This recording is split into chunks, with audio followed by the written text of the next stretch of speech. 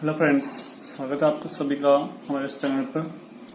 आज हम number system का जो टॉपिक आपका वर्ग तथा वर्गमूल इसके बारे में पढ़ेंगे। और ये जो टॉपिक है लगभग सभी एग्जाम्स में पूछा जाता है। ठीक है, तो स्टार्ट करते हैं आपका वर्ग और वर्गमूल। तो सबसे पहले हम पढ़ते हैं वर्ग के बारे में। वर्ग क्या होता है और वर्ग की जरूरत हमें कहाँ पर क्यों पड़ती है।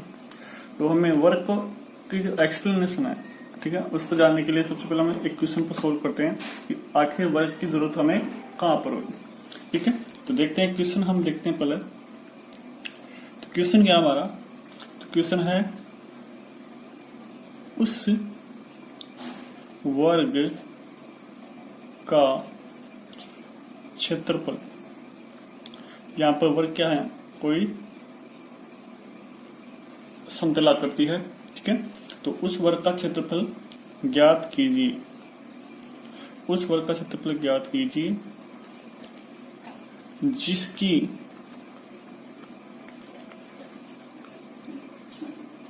भुजा की लंबाई, जिसकी भुजा की लंबाई क्या होगी, 12 मीटर। तो आपको उस वर्ग का क्षेत्रफल ज्ञात करना है जिसकी भुजा की लंबाई कितनी है, 12 मीटर है। तो उसका हम क्षेत्रफल कैसे निकालेंगे, तो उसके लिए क्या होता है, एक सूत्र होता है वर्ग का क्षेत्रफल का सूत्र। तो यहाँ पर सूत्र का हम उपयोग करेंगे। तो सूत्र क्या है यहाँ पर, तो सूत्र कह सकते हैं कि यदि इसको सोल्व करेंगे तो क्या होगा कि हमें वर्ग का जो क्षेत्रफल होता है उसका हमें सूत्र पता होना चाहिए। तो वर्ग का क्षेत्रफल क्या होता है, भुजा गुणा भुजा। वर्ग का क्षेत्रफल होता है भुजा गुणा भुजा, यानी हमें भुजा को भुजा से गुणा करना। तो एक तरीका तो हम ये है, तो इसमें तो क्या करेंगे, हम 12 को 12 से गुणा करेंगे क्योंकि भुजा का मान कितना है, 12 है। तो 12 को 12 से ही गुणा करना है क्योंकि दोनों क्या है, भुजा गुणा भुजा। तो भुजा का मान, इस भुजा का मान 12, इस भुजा का मान भी 12, क्योंकि सभी भुजा क्या होती है, वर्ग की बराबर होती है। तो यदि 12 को 12 से हम गुणा करेंगे, ठीक है, तो फिर इसका आंसर आएगा। एक दूसरा हम करते हैं कि डायरेक्ट इसका सूत्र क्या होता है कि भुजा का स्क्वायर। भुजा का क्या होगा, स्क्वायर या वर्ग। तो इसमें क्या करते हैं, हमें क्या करना है, सीधे जो भुजा है उसका हमें वर्ग करना है। तो 12 और 12 का हमने क्या कर दिया, वर्ग कर दिया। तो देखो यहां पर हमें क्या करना है, केवल 12 का वर्ग करना है। और 12 का वर्ग हमें याद है, तो हम क्या करेंगे, इसका डायरेक्ट आंसर लिख देंगे 144। लेकिन यहाँ पर हमें क्या करना पड़ेगा, 12 को 12 से गुणा करना पड़ेगा। गुणा करके हमें क्या करना है फिर 144, इसका भी आंसर क्या आएगा, 144 मीटर स्क्वायर। ठीक है, क्षेत्रफल को लिखते हैं किसमें, इकाई का स्क्वायर, ठीक है, वर्ग में। तो यहाँ पर भी हम आंसर क्या कर सकते हैं, वर्ग से जल्दी हम ज्ञात कर सकते हैं, फास्ट हमारे पास आंसर आएगा। लेकिन हमें क्या होना चाहिए, संख्याओं का वर्ग ज्ञात या याद होना चाहिए। ठीक है, तो हमें क्या करना है कि वर्ग का जो उपयोग है वो क्यों करते हैं, क्योंकि जब आप गणना करते हो, किसी क्वेश्चन को सोल्व करते हो, तो उसको जल्दी से जल्दी करने के लिए क्या करते हैं, हम वर्ग का उपयोग करते हैं। किसी भी दो संख्या को यदि हम गुणा करें, उसके बजाय हम क्या करें, उसका वर्ग कर दें। तो वर्ग हमें याद है तो हम क्या करेंगे, डायरेक्ट उसका मान ज्ञात कर लेंगे। ठीक है, तो अब देखते हैं किसी संख्या का वर्ग, किसी संख्या का जो वर्ग होता है वह कैसे ज्ञात करते हैं और वर्ग को परिभाषित कैसे करते हैं। तो किसी भी संख्या का जो वर्ग होता है वो क्या होता है, तो लिखते हैं, हम नोट्स बनाते जाएं साथ साथ।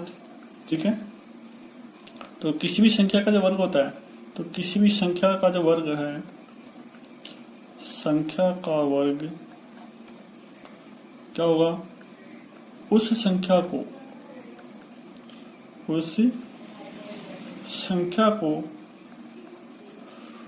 उसी से, यानी जो संख्या, जिस संख्या का हम वर्ग ज्ञात कर रहे हैं उस संख्या को उसी संख्या से क्या करते हैं, उसी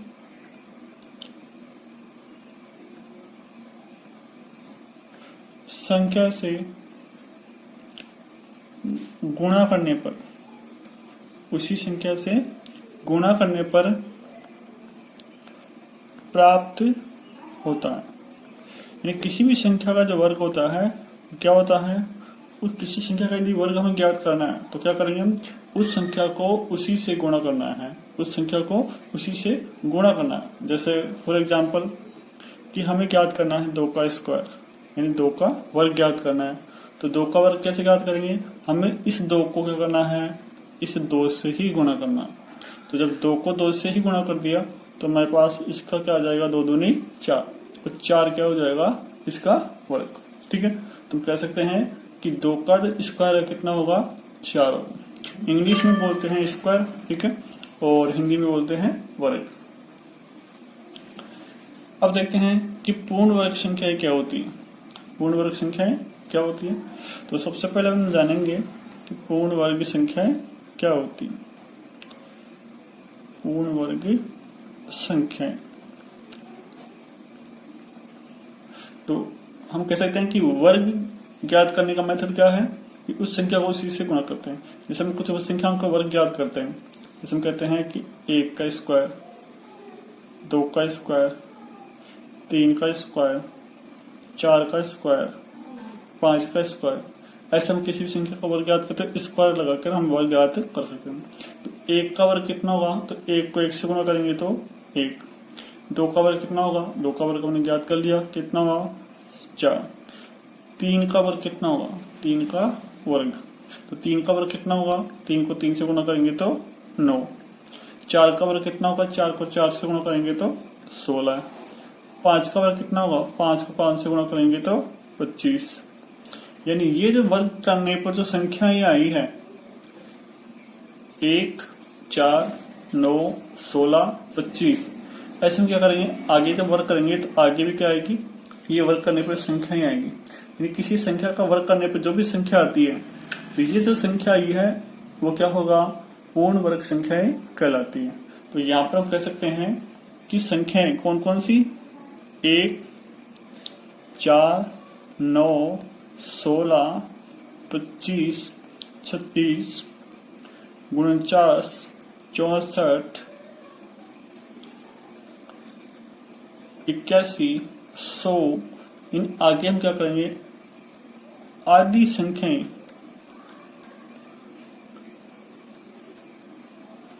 आदि संख्याएं क्या होगी, पूर्ण वर्ग संख्याएं कहलाती है। आदि संख्याएं पूर्ण वर्ग संख्याएं कहलाती है, क्योंकि ये जो सभी संख्याएं हैं वो किसी न किसी संख्या के वर्ग करने पर आई है। ऐसी संख्याएं जो किसी संख्या के वर्ग करने पर आए वो संख्याएं क्या कहलाएगी, पूर्ण वर्ग संख्याएं। तो वर्ग ज्ञात करने का आपको तरीका हम पढ़ेंगे, जो अलग अलग जो विधियां हैं इसकी, 2-3 जो विधियां हैं वर्ग ज्ञात करने की, वो हम देखेंगे आगे। तो इससे पहले हम क्या करेंगे, हमें 1 से 30 तक की जो संख्याएं हैं उनका वर्ग हमें याद होना चाहिए। ठीक है, तो 1 से 30 तक की संख्या का तो कम से कम आपको वर्ग याद होना ही चाहिए। तो हम 1 से 30 तक की वर्ग संख्याओं का वर्ग लिखते हैं और उसका आप नोट करना, उसको याद करना। ठीक है, ताकि आप एग्जाम में जो है हम इजीली क्या कर सकते हैं, जल्दी से सभी क्वेश्चन को सोल्व कर सकते हैं। तो बढ़ते हैं आगे, देखते हैं 1 से 30 तक की संख्याओं के वर्ग क्या होते हैं। तो हम कहते हैं 1 का जो वर्ग होगा वो क्या होगा, 1। 2 का वर्ग कितना होगा, 4। 3 का वर्ग कितना होगा, 9। 4 का वर्ग कितना होगा, 16। 5 का वर्ग कितना होगा, 25। 6 का वर्ग कितना होगा, 36। 7 का वर्ग होगा 49। 8 का वर्ग होगा 64। 9 का वर्ग कितना होगा, 81। और 10 का वर्ग कितना होगा, 100। ठीक है, फिर 11 का वर्ग देखते हैं, तो 11 का वर्ग कितना होगा, 121। 11 का वर्ग कितना होगा, 121। 12 का वर्ग कितना होगा, 144। 13 का वर्ग कितना होगा, 169। ठीक है, और 14 का वर्ग कितना होगा, 196।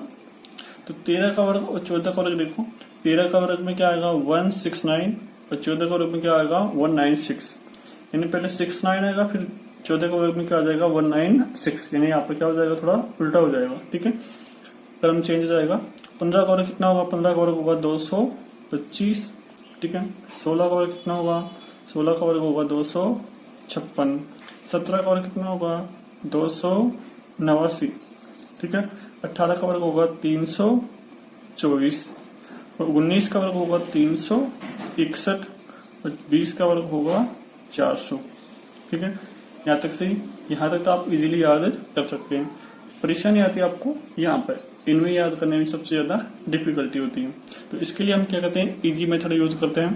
देखो क्या होगा मेथड, कि हमें दो किसी अंक को क्या करना है, दो बार लिखना है। ठीक है, तो यहाँ पे 4 आ रहा है। ठीक है, तो इसका मतलब 21 का वर्ग होगा वो क्या होगा, 2 का वर्ग कितना होता है 4। ठीक है, तो यानी यहाँ से जो वर्ग होगा वो क्या होगा, 4 से स्टार्ट करेंगे। किससे स्टार्ट करेंगे, 4 से। तो लिखते हैं, तो 4 को भी आपको क्या करना है, 2 बार लिखना है।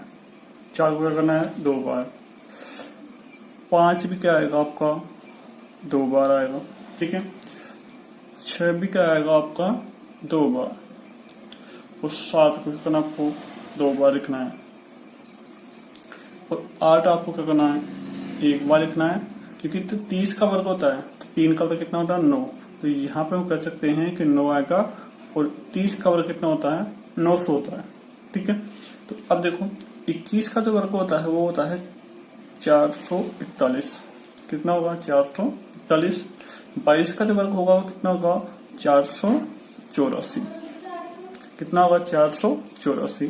ठीक है, 23 का जो वर्ग होगा वो होगा 529। कितना होगा, 529। 24 का वर्ग होगा कितना होगा, 576। और 25 का वर्ग कितना होगा, 625। ठीक है, अब जो 25 के बाद की जो संख्या है उनका जो वर्ग है वो हम कैसे लिखेंगे, तो यहाँ पे आपको दिख रहा है 76। ठीक है, इस 76 को हम क्या लिखेंगे, 25 के बाद में लिख देंगे। इन जो 24 का वर्ग की जो लास्ट की दो संख्या हैं उनको 26 के वर्ग में लिखा जाएगा। ठीक है, और जो 23 का वर्ग है उसकी जो लास्ट की जो दो संख्याएं हैं वो हम कहाँ लिखेंगे, 27 के वर्ग में। तो यहाँ पर आ जाएगा 729। ठीक है, 22 का जो वर्ग है उसके जो लास्ट के जो 2 अंक है वो हम कहाँ लिखेंगे, तो यहाँ पर हमारे पास आ जाएगा 84। तो आपका हो जाएगा 784। 784 किसका वर्ग होगा, 28 का वर्ग। ठीक है, और आपके पास लास्ट में जो बच रहा है 41, उसको हमें लिखना है लास्ट वाली पंक्ति में। तो 29 का जो वर्ग होता है वो कितना होगा, 29 का वर्ग 841 होगा। ठीक है, तो इस प्रकार हम क्या कर सकते हैं, 1 से 30 तक की संख्याओं का वर्ग आपको लिख सकते हैं और उसको याद रखना है। तो आपको 1 से 30 तक की संख्याओं का वर्ग तो आपको याद करना ही है, ताकि आपकी जो समय जो है वो बचेगा। नेक्स्ट हम बात करते हैं किसी संख्या के वर्ग ज्ञात करने की विधियां। तो किसी संख्या के वर्ग कैसे ज्ञात करते हैं और उसकी कितनी विधियां हैं, अलग अलग विधि से हम वर्ग ज्ञात करेंगे। ठीक है, तो फर्स्ट हम तो पहली जो विधि है वो आप छोटी क्लासों से करते आ रहे हो। ठीक है, तो क्या होती है वो विधि, वो हम पहले बात भी कर चुके हैं कि किसी संख्या को यदि वर्ग ज्ञात करना है तो उस संख्या को उसी संख्या से क्या करते हैं, हम गुणा कर देते हैं, तो हमारे पास क्या आता है, उस संख्या का वर्ग ज्ञात हो जाता है। तो पहली जो विधि है वो तो कौन सी है, किसी संख्या का यदि हमें वर्ग ज्ञात करना है, जैसे मान लो हमारे पास क्या है 42 है, और 42 का हमें क्या करना है, वर्ग ज्ञात करना है। ठीक है, तो पहली विधि क्या है, पहली विधि है कि इस संख्या को इसी से गुणा कर दें। तो पहली विधि तो क्या है कि 42 को क्या कर दें, हम 42 से गुणा कर दें। ठीक है, तो 42 को 42 से गुणा करके हम वर्ग ज्ञात कर सकते हैं। तो हमें क्या करना है, 42 को 42 से गुणा करना है। ठीक है, तो गुणा कैसे करते हैं, पहले 2 को गुणा करेंगे तो 4 आ गया। ठीक है, फिर 2 को गुणा करेंगे 4 से तो 8 आ जाएगा। ठीक है, फिर 4 को गुणा करेंगे 2 से, तो यहाँ पर क्रॉस लगाना पड़ेगा। 4 को गुणा करेंगे 2 से तो 8, और 4 को 4 से गुणा करेंगे तो 16।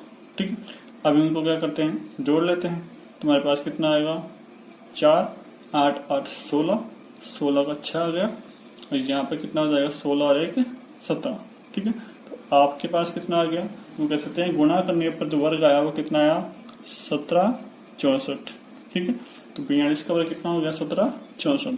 ठीक है, एक विधि तो ये है जो हम छोटी क्लासों से पढ़ते आ रहे हैं।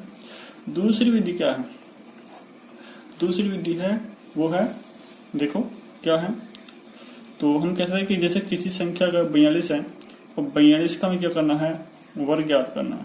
42 का वर्ग ज्ञात करना, इसे हम वैदिक विधि भी कहते हैं।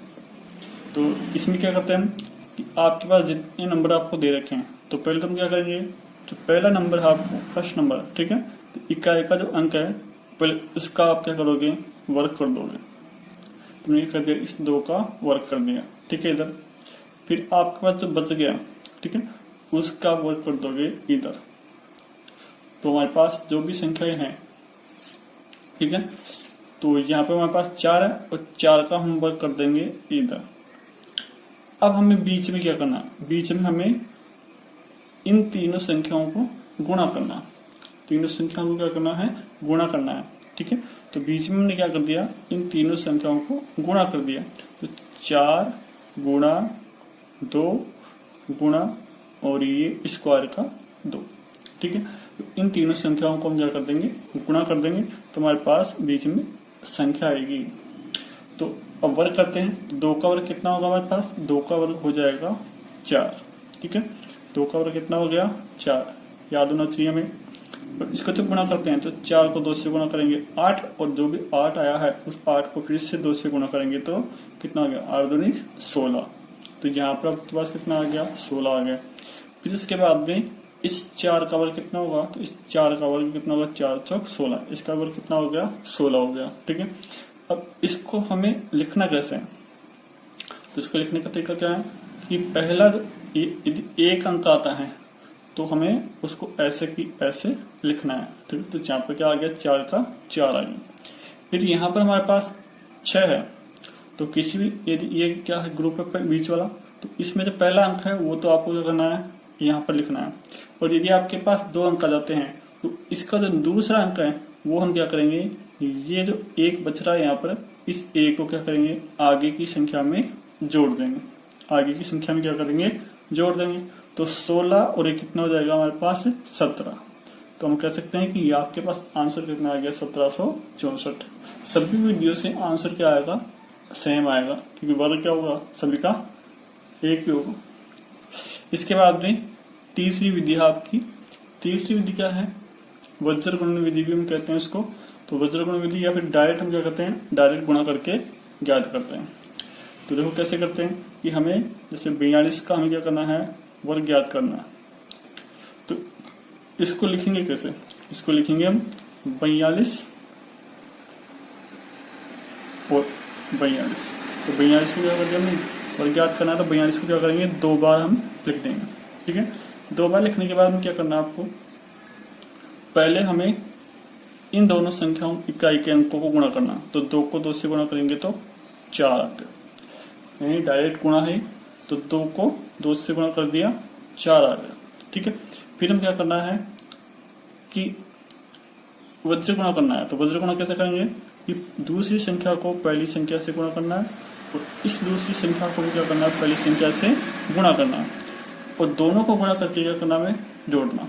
तो जब इस 4 को इस 2 से गुणा किया तो कितना हो गया, 8। इस 4 को इस 2 से गुणा करेंगे तो भी कितना आएगा, 8। तो 4 दूनी 8 और 4 दूनी 8। तो 8 और 8 कितना हो जाएगा आपके पास, 16। 8 8 कितना हो जाएगा, 16, ठीक है। 8 और 8 कितना हो गया, 16, ठीक है। अब यहाँ पर देखो, इसके बाद में हमें करना है, जो दहाई का अंक है उस दहाई के अंक को दहाई के अंक से गुणा करना है।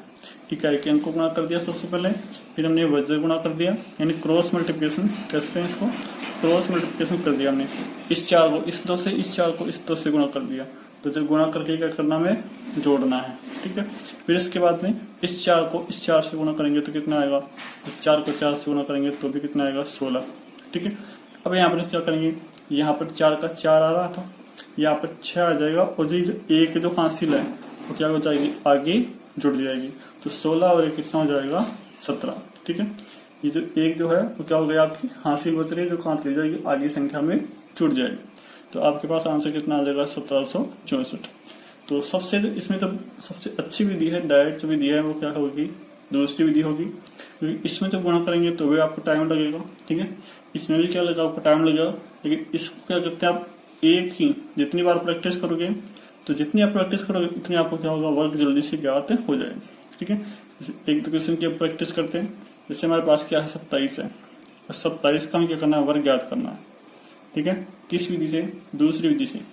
तो अब क्या करते हैं, डायरेक्ट याद करते हैं, ठीक है। डायरेक्ट कैसे, जैसे आपके पास क्या है, 7 है, पहला अंक क्या है 7 है, तो आपको क्या करना है 7 का स्क्वायर करना है। तो 7 का स्क्वायर कितना होगा 49। याद रखना आपको 7 का 49 कितना होगा, 7 का स्क्वायर कितना होगा 49।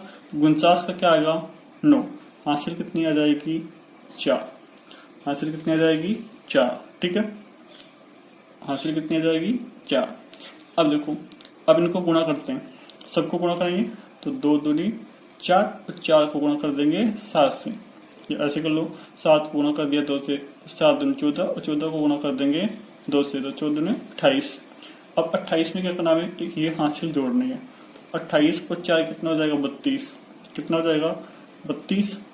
तो 32 का यहाँ पर कितना आ जाएगा 2। हासिल कितनी आ गई 3। हासिल कितनी आ गई 3। ठीक है, अब हमें क्या करना है इस संख्या का वर्ग करना है। तो अब इस संख्या का वर्ग करेंगे तो देखो 2 का वर्ग कितना होगा, 2 का वर्ग 4। 2 का वर्ग कितना होगा 4। तो 4 में क्या करेंगे ये हासिल जोड़ देंगे। 4 में क्या करना है 3 जोड़ेंगे, तो 4 और 3 कितना हो जाएगा 7। तो आपके पास आंसर कितना आ जाएगा 729। ठीक है, तो ये डायरेक्ट है। तो ऐसे हम किसी संख्या का वर्ग ज्ञात कर सकते हैं। तो क्या करेंगे एक बार फिर से समझते हैं। पहली संख्या का वर्ग करेंगे, उसका जो पहला अंक है वो लिख देंगे, दूसरा अंक क्या हो जाएगा हासिल आ जाएगा। यदि दूसरा अंक नहीं है तो क्या करना आपको हासिल नहीं आएगी। इसके बाद में तीनों अंकों को गुणा करना है। तीनों को गुणा करके यदि हासिल आई है तो जोड़ देंगे, तो हासिल नहीं आई तो उसका पहला अंक आपको लिखना है। ठीक है, फिर आपके पास हासिल आ जाएगी। ठीक है, फिर इसके बाद ये करना है जो दूसरा अंक है उसका वर्ग करना है और फिर उस वर्ग में हासिल आपको जोड़कर लिखनी है। ठीक है, तो आपका ये क्या हो जाएगा स्क्वायर ज्ञात हो जाएगा, वर्ग ज्ञात कर ले सकते हैं। ठीक है, तो आपको समझ में आ गया वो कैसे करेंगे। तीनों वीडियो को एक बार आप दोबारा प्रैक्टिस करेंगे तो आपको और भी अच्छे से समझ में आ जाएगी। नेक्स्ट है ऐसी संख्याओं का वर्ग जिनका इकाई अंक क्या हो 5। ऐसी संख्या का वर्ग ज्ञात करना है जिनका इकाई का जो अंक है यानी पहला जो अंक है वो कितना हो 5 हो। तो यहाँ पर आपको दिख रहा है 15 में 5 आएगा, 25 में 5 आएगा, 35 में 5 आएगा, 45, 75, 95। ठीक है, तो इन सभी संख्याओं में क्या होता है इकाई का जो अंक होता है वो कितना होता है 5। तो ऐसी संख्या का वर्ग कैसे ज्ञात करते हैं। ठीक है, उन 3 विधियों से तो ज्ञात कर ही सकते हैं, साथ में हम कुछ अलग विधि और देखेंगे जिससे इनका आसानी से ज्ञात कर सकते हैं। देखते हैं क्या होती है विधि। तो पहले तो हम क्या करेंगे, सभी में इस जो इकाई का जो अंक 5 है उस 5 का वर्ग आपको करना है। तो इकाई का अंक 5 है और 5 का वर्ग आपको करना है। ठीक है, तो यहाँ पर हमने 5 का वर्ग कर दिया। ठीक है, सभी में इकाई का अंक जो है 5 का वर्ग करना है। फिर इसके बाद में तो दूसरा अंक है, ठीक है, उस अंक को उसकी आगे वाली जो संख्या है उसके आगे जो संख्या आएगी उस संख्या से क्या करना है उसको गुणा करना है। तो 1 के बाद में क्या आएगा 2, तो इस 1 को हमें क्या करना है उसके आगे वाली संख्या 2 से हम गुणा कर देंगे। 2 से क्या कर देंगे गुणा। तो यहाँ पर देखते हैं क्या होता है इसका आंसर। तो 2 को 1 से गुणा करेंगे तो कितना आएगा 2। ठीक है, 2 को 1 से गुणा कर दिया 2। और 5 का स्क्वायर कितना होगा 25। तो यहाँ पर 25 का 25 लिखना है इसमें। ठीक है, क्या लिखेंगे 25 का 25, यानी 5 का स्क्वायर जो भी आएगा वो ऐसे कैसे आपको लिखना है, हासिल इसमें नहीं लेनी है। ठीक है, इसमें हासिल नहीं लेनी है आपको। इसके बाद में इस क्वेश्चन को करते हैं। तो 5 का स्क्वायर कितना होगा 25 होगा। 5 का स्क्वायर 25। ठीक है, अब तो 2 है और 2 के आगे की संख्या कितनी आती है 3। 2 के आगे की संख्या कितनी आएगी 3, और 3 को गुणा कर देंगे 2 से। तो 3 दूनी कितने हो जाएगा आपके पास 6। 3 दूनी कितना हो जाएगा 6। तो 6 यहाँ पर आपका क्या हो जाएगा आंसर हो जाएगा। तो कितना हो जाएगा आंसर आपका 25 का वर्ग कितना होगा 625। ठीक, 35 का वर्ग याद करते हैं। तो 5 का स्क्वायर कितना होगा 25।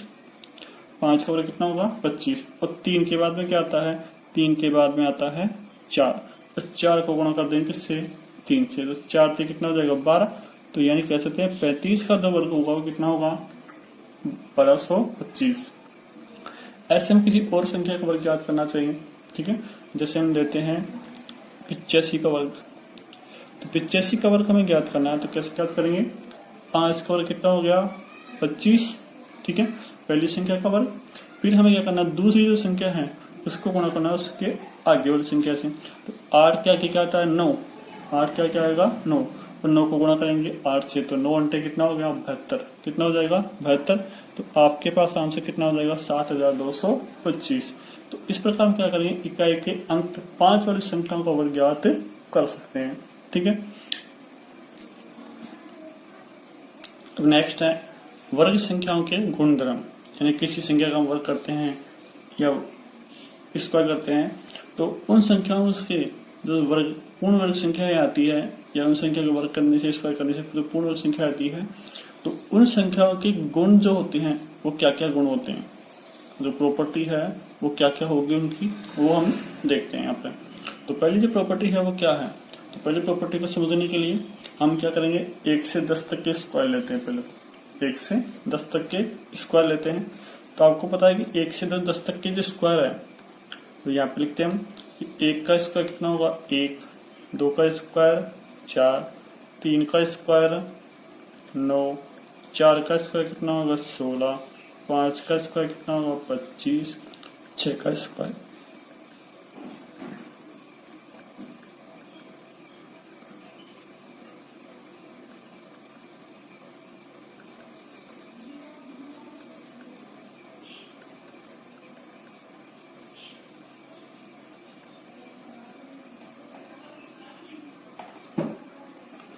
अब 1 से 10 तक के जो स्क्वायर है उनमें यदि आप देख रहे हैं तो हम कह सकते हैं इनमें जो इकाई का जो अंक है, इनका जो इकाई का जो अंक है वो 1 भी आपको दिख रहा है, दिख रहा है 1। ठीक है, यानी 1 भी होगा। पूर्ण वर्ग जो संख्या है उनमें जो इकाई का जो अंक है वो क्या है 1 आपको दिख रहा है। 2 दिख रहा है क्या इसमें, यानी इकाई का अंक 2 नहीं होगा। ठीक है, पूर्ण वर्ग संख्या में इकाई का अंक 2 नहीं आएगा। 3 भी आपको दिख रहा है, यानी 3 भी नहीं आएगा। ठीक है, किसी में भी 3 आपके पास नहीं आ रहा। इसका मतलब किसी संख्या का वर्ग करेंगे तो उसमें इकाई का अंक 3 वाली संख्या नहीं होगी। ठीक है, 4 का स्क्वायर 4 आपको दिख रहा है। ठीक है, 4 यहाँ भी है और 4 यहाँ भी, यानी 4 आएगा, 5 भी आएगा। ठीक है, 6 भी आएगा, लेकिन 7 और 8 नहीं आएगा क्योंकि 7 भी आपको कहीं नहीं दिख रहा। ठीक है, इकाई का अंक 7 किसी में भी नहीं है और 8 भी नहीं है। इसके बाद में 9 भी होगा और क्या होगा 0 भी होगा। ठीक है, यानी 2, 3, 7 और 8 इन संख्याओं को छोड़कर, इन अंकों को छोड़कर शेष सभी अंक किस में आएंगे, पूर्ण वर्ग संख्या में आएंगे। ठीक है, जिस संख्या में ये इकाई के अंक है वो पूर्ण वर्ग संख्या नहीं होगी। वो क्या होगी, पूर्ण वर्ग संख्या नहीं होगी। तो पहला गुणधर्म क्या होगा, पहला गुणधर्म होगा कि पूर्ण वर्ग संख्याओं का इकाई अंक क्या होगा, 0 होगा, 1 होगा, 4 होगा, 5, 6, 9, 0, 1, 4, 5, 6, 9 ये ही क्या होंगे इकाई के अंक होते हैं। ठीक है, और 2, 3, 7, 8 नहीं होंगे।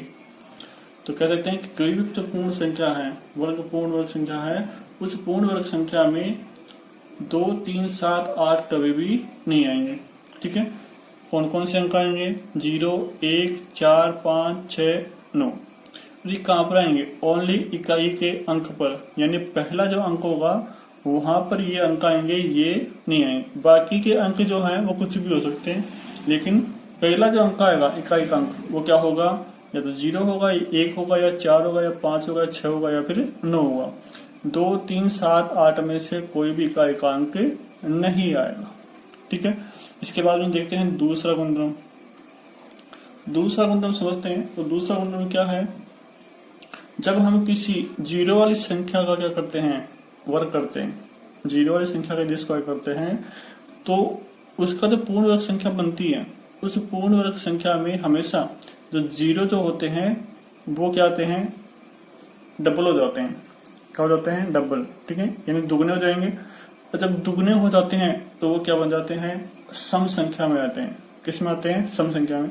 यानी 1 का क्या हो जाएगा, 2 हो जाएगा, 2 का कितना होगा 4, 4 का कितना होगा 8। ठीक है, 3 का कितना होगा 6। जैसे हम करते हैं 100 का वर्ग, तो जब 100 का वर्ग करते हैं तो 100 का वर्ग कितना होगा, 100 को 100 से गुणा करेंगे तो यहाँ पे कितना आ जाएगा आपके पास 10,000। 0 कितने आपके पास 2 है तो 2 पे कितने हो जाएंगे, डबल, यानी 4 हो जाएंगे। और यहाँ पे 1 जो है तो 1 का वर्ग कितना होगा, 1 ही होगा। ठीक है, ऐसे हम देखें कि 50 का वर्ग देखते हैं, तो 50 का वर्ग आप करते हो तो यहाँ पे 0 कितने हैं, 1 है, तो यानी जब वर्ग करोगे तो इसके 0 कितने हो जाएंगे, 2 0 हो गए। और 5 का वर्ग कितना होता है, 25, तो वो कह सकते हैं 50 का जो वर्ग होगा वो क्या होगा, 2500। तो यहाँ पर 0 की संख्या कितनी आई है, सम संख्या में है 0। यहाँ भी 0 कितनी है, 4 है, जो क्या है, सम संख्या है। इसमें 0 2 है, इसमें भी 0 कितने हैं, 2। जैसे हम कहते हैं 1000, तो 1000 का जब वर्ग करते हैं तो 1000 का वर्ग कितना आएगा, 1 का वर्ग 1। 0 कितने हैं, 3, तो 0 कितने लग जाएंगे, वो 6 0, कितने 0 हो जाएंगे, 6।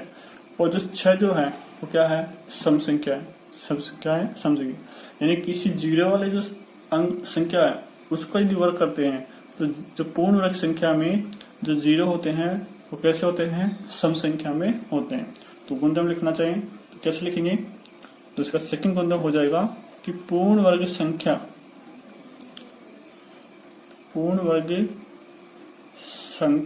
में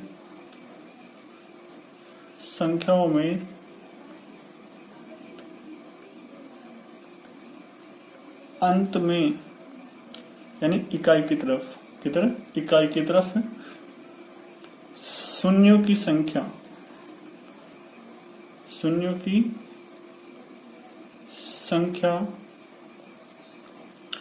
हमेशा क्या होगी, सम संख्या होगी, हमेशा क्या होगी, सम संख्या होगी।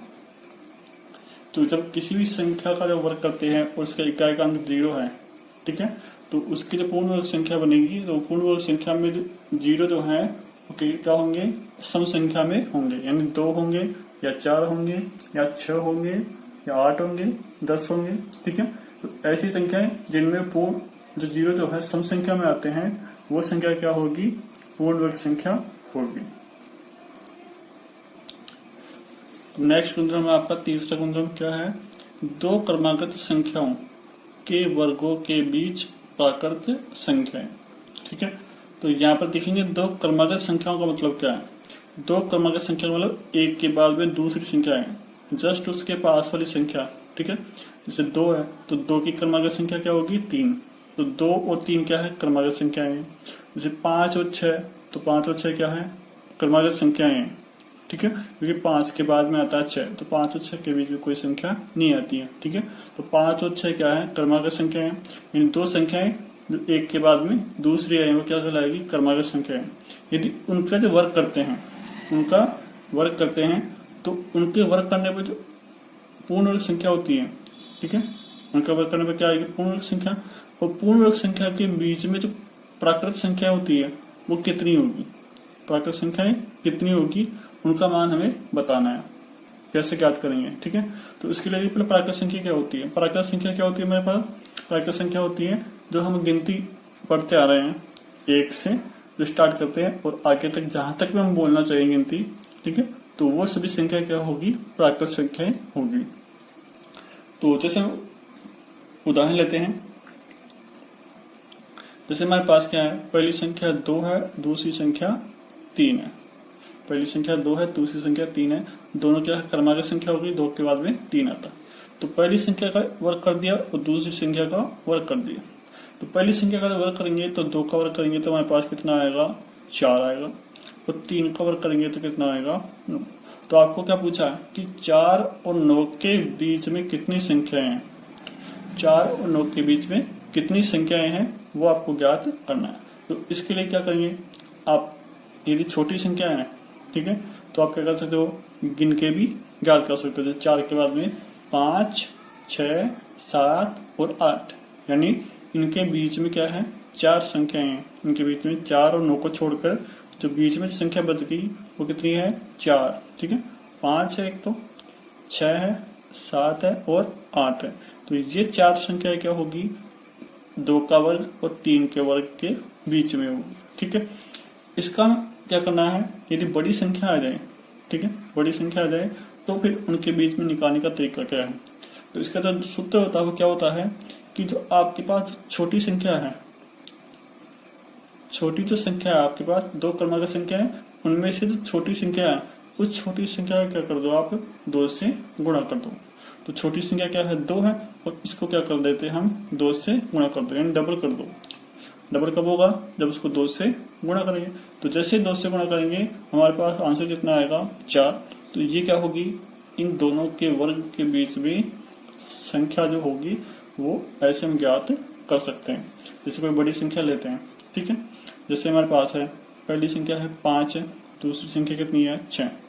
दोनों क्या हो गए, क्रमांक संख्या हो गई। तो 5 का वर्ग और 6 का वर्ग। तो जब 5 का वर्ग करते हैं तो 5 का वर्ग कितना होगा, 25 होगा। 6 का वर्ग कितना होगा, 36। तो हमें यह बताना है कि 25 और 36 के बीच में कितनी संख्या है। 25 को छोड़ दो और 36 को छोड़ दो, इनके बीच संख्याएं कितनी है। तो उसके लिए क्या करेंगे हम, जो छोटी संख्या है, ठीक है, छोटी संख्या है उसको क्या कर देंगे, 2 से गुणा कर देंगे। तो हमारे पास कितने, 5 दूनी 10, यानी कह सकते हैं 25 और 36 के बीच में 10 संख्याएं हैं। 25 और 36 के बीच में क्या है, 10 प्राकृत संख्याएं हैं। जैसे एक बड़ी संख्या बोल लेते हैं, इससे बड़ी संख्या लेते हैं, जैसे हमने लिया 11 का स्क्वायर और 12 का स्क्वायर, 11 और 12, ठीक है। तो हमें क्या पूछा है कि 11 का स्क्वायर और 12 के स्क्वायर के बीच में कितनी संख्याएं होगी। तुम क्या करेंगे, तो छोटी जो संख्या है, छोटी जो संख्या है उसका क्या कर देंगे, 2 से गुणा कर देंगे। तो 11 को 2 से गुणा करेंगे कितना आ जाएगा, 22। तुम कह सकते हैं 11 का स्क्वायर करने पर जो संख्या आएगी और 12 का स्क्वायर करने पर जो संख्या आएगी, उन पूर्ण वर्ग संख्याओं के बीच में कितनी संख्या आ जाएंगी, 22 संख्याएं होंगी, ठीक है। तो ऐसे क्या कर सकते हैं हम, किसी भी दो संख्याओं के बीच में प्राकृत संख्याओं का मान ज्ञात कर सकते हैं कि कितनी संख्या उनके बीच में आएगी। नेक्स्ट है आपका चौथा गुणधर्म क्या है, प्रथम n विषम प्राकृत संख्याओं का योगफल। विषम संख्या कौन सी होती है, जिसमें 2 का भाग नहीं जाता, यानी 2 के पहाड़े में जो संख्या नहीं आती है वो संख्या क्या होती है, विषम संख्या। जैसे 1 है, 3 है, 5 है, 7 है, ठीक है। तो ये संख्या क्या होगी, विषम संख्या होगी। तो इसका मतलब क्या है कि पहले आने वाली संख्या, प्रथम का मतलब 1 से स्टार्ट हो, ठीक है। तो 1 से स्टार्ट होकर n विषम संख्याओं का योगफल, 1 से स्टार्ट करेंगे और जितनी भी आगे तक की संख्या हम करेंगे तो वो सभी संख्या क्या होगी, 1 से स्टार्ट करके जितनी भी विषम संख्याओं को हम जोड़ेंगे तो उनका जो योगफल है वो कितना है, उनका योगफल कैसे ज्ञात करेंगे। तो इसका जो एक तो होता है, जैसे हम एग्जाम्पल लेते हैं, जैसे पहली विषम संख्या क्या है, 1 है, और 1 प्लस कितना हो जाएगा, दूसरी विषम संख्या 3 है। तो 1 और 3 कितनी विषम संख्या हो गई, यहाँ पर 2 विषम संख्या हो गई, 1 और 3। जब इनको जोड़ते हैं तो हमारे पास आंसर कितना आता है, 4। आंसर कितना आएगा, 4। इन 2 विषम संख्या को जोड़ने पर आंसर कितना आया, 4। फिर क्या करते हैं, 3 विषम संख्या को जोड़ते हैं। तो करेंगे स्टार्ट कहां से करना है, स्टार्ट आपको 1 से ही होगा इसमें, ठीक है। तो 1 + 3 + 5, पहली विषम संख्या 1, दूसरी विषम संख्या 3, तीसरी विषम संख्या 5। जब इनको जोड़ते हैं तो 5 और 3 8, 8 रे कितना हो जाएगा, 9, ठीक है। अब इसके बाद में 4 विषम संख्या को जोड़ते हैं तो 1 + 3 + 5 + 7। जब इन विषम संख्या को जोड़ते हैं तो इनका मान कितना आता है, 16। इनका मान कितना आता है, 16। अब आपने देखा होगा कि यहाँ पर इनका जो योगफल है वो क्या आ रहा है, पूर्ण वर्ग संख्या आ रही है, 4 9 16, 4 9 16। अब आगे 5 संख्याओं को जोड़ेंगे तो कितने आएंगे, 25 आ जाएगी, 25 आएगा। 16 के बाद में पूर्ण वर्ग संख्या कौन सी आती है, 25। तो यहाँ पर आपको दिख रहा है कि ये क्या है, 2 का वर्ग है, ये किसका है, 3 का वर्ग है, ये किसका है, 4 का वर्ग है, तो आगे जो 25 आएगा 5 का वर्ग होगा। तो यहाँ पर कह सकते हैं कि 2 जो है, या 2 संख्याओं को जोड़ा तो 2 संख्याओं को जोड़ने पर 2 का वर्ग आया, 3 संख्याओं को जोड़ने पर 3 का वर्ग आया, 4 संख्याओं को जोड़ने पर 4 का वर्ग आता है। तो यहाँ पर कह सकते हैं कि n संख्याओं को जोड़ेंगे तो उनका जो योगफल है उसका सूत्र क्या होगा, n का स्क्वायर, यानी n का वर्ग। यानी आप जितनी संख्याओं को जोड़ोगे विषम संख्याओं को उतने का क्या करना है, आपको वर्ग कर देना, उसका आंसर आ जाएगा। ठीक है, जैसे हमारे पास है कि हमें 10 विषम संख्याओं को जोड़ना। कितनी विषम संख्याओं को जोड़ना है? 10 विषम संख्याओं को। तो हम क्या करेंगे, डायरेक्ट इसका आंसर लिख सकते हैं कि 10 का क्या कर दो, वर्ग कर दो, आंसर कितना आ जाएगा 100। यानी जब हम प्रथम 10 विषम संख्याओं को जोड़ते हैं तो उनका मान कितना आता है, 100। उनका मान कितना आता है, योगफल 100 आता है। ठीक है, तो ऐसे हम क्या कर सकते हैं, प्रथम n प्राकृत विषम संख्याओं का योगफल ज्ञात कर सकते हैं। लेकिन इसमें कंडीशन क्या है कि संख्या क्या होनी चाहिए, विषम संख्या होनी चाहिए, और दूसरी कंडीशन कहाँ से होनी चाहिए कि 1 से स्टार्ट होनी चाहिए। ठीक है, 1 से स्टार्ट करके हमें विषम संख्याओं का योगफल ज्ञात करना है। अब है नेक्स्ट गुणधर्म में आपका 5वां गुणधर्म क्या है, किसी भी विषम संख्या के वर्ग को, यानी वर्ग किसका करेंगे हम, विषम संख्या। अब आप कोई भी एक विषम संख्या ले सकते हो और उसका क्या करेंगे हम, वर्ग करेंगे। तो उसका जो वर्ग करने पर जो संख्या आएगी वो क्या होगी, पूर्ण वर्ग संख्या होगी। तो उस पूर्ण वर्ग संख्या को 2 क्रमागत धनात्मक पूर्णांकों के योग के रूप में लिख सकते हैं। यानी किसी विषम संख्या का जो वर्ग है वो क्या होगा, किसी 2 क्रमागत पूर्णांकों के धनात्मक पूर्णांक, यानी प्लस वाली संख्या, माइनस वाली संख्या इसमें नहीं लेनी है, तो प्लस वाली संख्या के योग के रूप में लिख सकते हैं। उनको 2 संख्याओं को जोड़ने पर क्या आएगा, क्रमागत संख्याओं को जोड़ने पर किसी विषम संख्या का वर्ग आएगा। तो यहाँ पर देखते हैं, जैसे हम लेते हैं कोई भी विषम संख्या, जैसे 3 है। ठीक है, और 3 का हम क्या करते हैं, वर्ग करते हैं। तो 3 का वर्ग करने पर कितना आता है, 9। 3 का वर्ग करने पर कितना आएगा, 9। तो 9 को क्या करना है हमें, धनात्मक पूर्णांकों के और क्रमागत संख्या, क्रमागत समझ गए आप, यानी 1 के बाद में दूसरी संख्या, 2 लगातार संख्याओं के योग के रूप में लिखना है। तो देखो 9 को हम क्या लिख सकते हैं, 9 को लिख सकते हैं हम 4 + 5। देखो 4 और 5 दोनों क्या है, क्रमागत संख्याएं, दोनों क्या है, क्रमागत संख्याएं हैं, तो इनके योग के रूप में लिख सकते हैं। और संख्याएं देखते हैं, जैसे हम कहते हैं 9 का वर्ग करते हैं, तो 9 का वर्ग करने पे कितना आएगा, 81। और 81 को क्या लिखेंगे, 40 + 41। दोनों संख्या क्या है, 40 के बाद में 41 आता है, दोनों क्रमागत संख्या है। दोनों को जब जोड़ते हैं तो क्या आता है, 81, और 81 क्या है, 9 का वर्ग। यानी 9 का वर्ग को क्या लिख सकते हैं, 9 का वर्ग क्या है, 2 क्रमागत संख्या कौन सी है, 40 और 41, इनके योग के रूप में लिख सकते हैं। ठीक है, अब लिखते कैसे, इनको कैसे संख्या ज्ञात करें कि ये योग हमें संख्या पता हो जाए। तो जैसे हम लेते हैं 11 का स्क्वायर, 11 का स्क्वायर कितना होता है, 121। कितना होता है, 121। अब यहाँ पर हमें ये पता लगाना है कि इसको किन 2 संख्याओं के योग के रूप में लिखा जा सकता है। तो इसके लिए क्या करेंगे, सबसे पहले जो आपके पास वर्ग आया है उस वर्ग में से 1 क्या कर दो, माइनस कर दो। तो 1 माइनस करें तो 121 में से 1 कम करेंगे तो हमारे पास क्या आएगा, 120। अब जो आपके पास आंसर है उसमें 2 का क्या कर दो, भाग दे दो। जब 2 का भाग देंगे यानी 120 में 2 का भाग करना, आधा कर दो। तो 120 का आधा करेंगे तो कितना हो गया, 60। और 60 के बाद में कौन सी संख्या आती है, 61। तो 61 को क्या कर दो, इसके अंदर जोड़ दो। ठीक है, तो 60 + 61 क्या होगा, 121 होगा, जो क्या है 11 का वर्ग। यानी 11 के वर्ग को क्या कर सकते हैं हम, 60 + 61 के रूप में लिख सकते हैं। ठीक है, तो ऐसे क्या कर सकते हैं हम, किसी भी संख्या का वर्ग 2 क्रमागत सम या विषम संख्या के योग के रूप में लिख सकते हैं।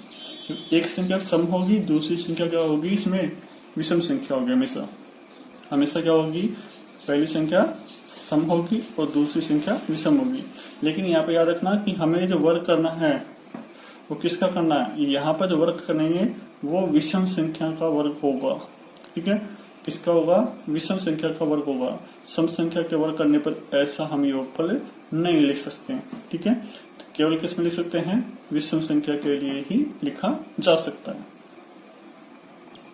नेक्स्ट गुणधर्म में आपका 2 क्रमागत सम या फिर विषम, यानी दोनों ही क्या होगी, या तो दोनों ही सम होगी या फिर दोनों ही क्या होगी, विषम संख्या होगी। उन संख्याओं के गुणनफल में 2 क्रमागत संख्या है या फिर 2 क्रमागत विषम संख्या है, उनको यदि गुणा करते हैं तो उनका जो आंसर आता है उस आंसर में क्या करना हमें एक जोड़ने पर यह जो गुणनफल है वो किस में चेंज हो जाएगा, पूर्ण वर्ग संख्या में बदल जाता है या फिर व्यक्त करता है। ठीक है, तो यह एक पूर्ण वर्ग संख्या बन जाएगी। फॉर एग्जाम्पल से समझते हैं कि जैसे हम दो सम संख्या लेते हैं, क्रमागत सम संख्याएं। ठीक है, जब पहली संख्या हम लेते हैं 6 और दूसरी सम संख्या लेते हैं 8, तो 6 के बाद में कौन सी सम संख्या आती है, 8 आती है। तो 8 और 6 क्या हो गई, दो क्रमागत सम संख्या, यानी या तो दोनों सम संख्या होनी चाहिए या फिर दोनों विषम संख्या होनी चाहिए, एक सम या फिर दूसरी विषम संख्या नहीं होनी चाहिए। ठीक है, तो दोनों को क्या हो जाएगी, सम संख्या। तो यहाँ पर आपको दोनों सम संख्या दे रखी, तो 8 को 6 से गुणा करेंगे तो 8 6 कितना हो जाएगा, 48 48। 48 में क्या करेंगे, जो भी गुणनफल आएगा उसमें क्या करना है, हमें एक जोड़ना। क्या करना है, इसमें एक जोड़ना है। तो हमने क्या कर दिया, एक जोड़ दिया। तो एक जोड़ने पर इसमें क्या आ जाएगा, 49। 49 क्या होगा, एक पूर्ण वर्ग संख्या होगी। 49 क्या होती है, पूर्ण वर्ग संख्या होती है। किसका वर्ग होती है ये 49, 7 का वर्ग होती है। किसका वर्ग होती है, 7 का वर्ग। यानी किसी भी दो सम संख्या के गुणनफल में यदि एक जोड़ते हैं तो उससे जो प्राप्त संख्या है वो पूर्ण संख्या होती है और वो किसी संख्या क्या होती है, वर्ग होती है। ठीक है, ऐसे ही हम देखते हैं विषम संख्याओं में। तो विषम संख्या का गुणनफल देखते हैं, जैसे हम दो संख्या लेते हैं 9 और 11। 9 जो है वो भी क्या है, विषम संख्या है, 11 भी क्या है, विषम संख्या है। यदि दोनों को हम गुणा करते हैं तो 9 और 11 को यदि गुणा करेंगे तो हमारे पास क्या आएगा, 99। और 99 हम यदि एक जोड़ते हैं तो कितना हो गया, 99 एक 100 हो गया। 100 क्या है, एक पूर्ण वर्ग संख्या है और 100 किसका वर्ग हो गया, 10 का वर्ग हो गया। ठीक है, एक यहाँ पर यदि आपको क्वेश्चन पूछ लिया जाए क्या कि दो क्रमागत सम संख्या है, दो क्रमागत विषम संख्या है, उसका जो गुणनफल है, उनका जो गुणनफल है उसमें यदि एक जोड़ दिया जाए तो वो किसका वर्ग हो जाएगा। तो याद रखना कि यहाँ पर 6 और 8 के बीच में क्या 7 है, तो यहाँ पर जो संख्या आएगी एक जोड़ने पर वो क्या होगी, 7 हो जाएगी, 7 का वर्ग आएगी। 9 और 11 के बीच में क्या है, 10 है, तो 10 आएगा कब, यानी 10 का वर्ग होगा कब होगा, जब उसके गुणनफल में क्या जोड़ दिया जाए, एक। जैसे एक क्वेश्चन लेते हैं यहाँ पर, क्वेश्चन क्या है,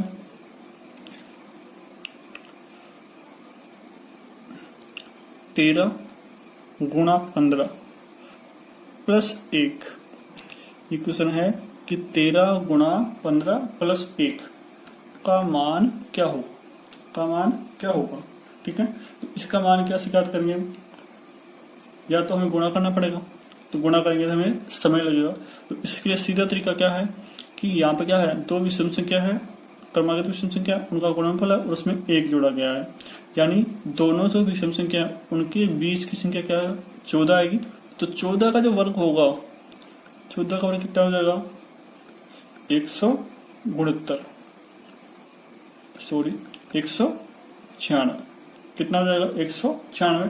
तो 196 क्या होगा, इसका आंसर हो जाएगा। ठीक है, तो ऐसे हम ज्ञात कर सकते हैं। ओके, 7वां गुणधर्म आपका नेक्स्ट तो क्या है, एक वर्ग पैटर्न पर आधारित है। 7वां गुणधर्म एक पैटर्न का एक क्वेश्चन बनता है, इसका वर्ग पैटर्न पर आधारित एक गुणधर्म है।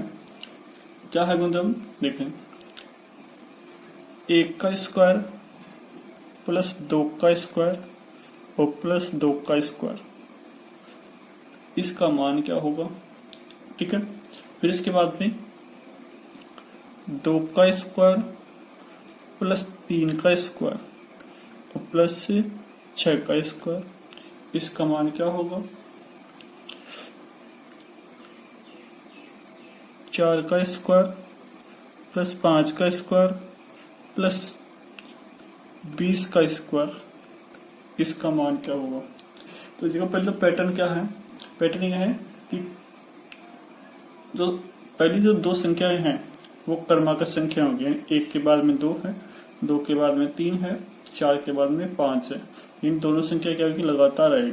ठीक है, तो पहले जो दो संख्या है उनका वर्ग है, क्रमागत संख्या है दोनों, और दोनों का क्या है वर्ग है। वर्ग तो क्या है सभी का वर्ग है इसमें, तो यानी पहले की जो दो संख्या है वो क्या होगी क्रम से आएगी, नहीं लगातार आएगी। इसके बाद तीसरी संख्या जो है वो क्या होगा, पहली जो दो संख्या है उनका गुणनफल होगा, उनका गुणनफल होगा। जैसे 2 को 1 से गुणा कर दिया तो 2, 3 को 2 से गुणा करेंगे 3 दूनी 6, 5 को 4 से गुणा करेंगे 5 के 20। ठीक है, तो यहाँ पर तीसरी संख्या जो है वो क्या होगी, पहली दो संख्याओं का गुणनफल होगी, यानी पहले लगातार आने वाली दो संख्याओं का क्या होगी गुणनफल। तो अब कह सकते हैं कि इनका जो योगफल है वो कैसे ज्ञात करते हैं। तो इसका क्या है सीधा तरीका सूत्र होता है क्या, कि जो आपके पास गुणनफल दे देगा, तीसरी संख्या दे रखी है, उस तीसरी संख्या में 1 वो डालो, तीसरी संख्या में 1 जोड़ दो, तो 2 में 1 जोड़ेंगे तो कितना आएगा 3, और जोड़ के क्या करना उसका वर्ग करना है। वर्ग करने पर जो भी आंसर आएगा वो क्या होगा उसका योगफल हो जाएगा। ठीक है, जैसे यहाँ पर 6 है, 6 के आगे की संख्या क्या आएगी 7, और 7 का यदि वर्ग करते हैं तो हमारे पास कितना आता है 49, तो 49 क्या होगा इसका आंसर होगा। ठीक है, इसका आंसर कैसे याद करेंगे, तो यहाँ पर 20 है और 20 के आगे की संख्या क्या आएगी 21, और 21 का जब वर्ग करते हैं तो 21 का वर्ग कितना होगा 441। ठीक है, तो ऐसे क्या कर सकते हैं किसी भी पैटर्न का आंसर ज्ञात कर सकते हैं। पैटर्न कैसा होना चाहिए, पहली दो संख्या क्या होनी चाहिए लगातार होनी चाहिए, और तीसरी संख्या पहली दो संख्याओं का गुणनफल होना चाहिए, और सभी के ऊपर क्या होना चाहिए स्क्वायर होना चाहिए। जैसे एक क्वेश्चन और लेते हैं, 3 का स्क्वायर प्लस 4 का स्क्वायर, लगातार संख्या हो गई 3 और 4, और 4 थी कितना हो जाएगा 12, 4 थी 12, और 12 का भी क्या है स्क्वायर, इसका मान क्या होगा, इसका मान कैसे करेंगे 12 के साथ क्या आएगी 13, और 13 का वर्ग करते 13 का वर्ग कितना होगा 169, तो ये आपका क्या हो जाएगा आंसर हो जाएगा। ठीक है, तो ऐसे में क्या करेंगे इस पैटर्न पर आधारित क्वेश्चन सोल्व कर सकते हैं। अंत में आपके लिए क्वेश्चन है, इस क्वेश्चन को आप सोल्व करोगे अच्छे से, और इसका जो आंसर है आप कमेंट बॉक्स में दोगे। ठीक है, और आपको यदि वीडियो अच्छा लगा तो लाइक करें, शेयर करें अपने फ्रेंड्स को। ठीक है, और ज्यादा से ज्यादा सब्सक्राइब करें। Thank you.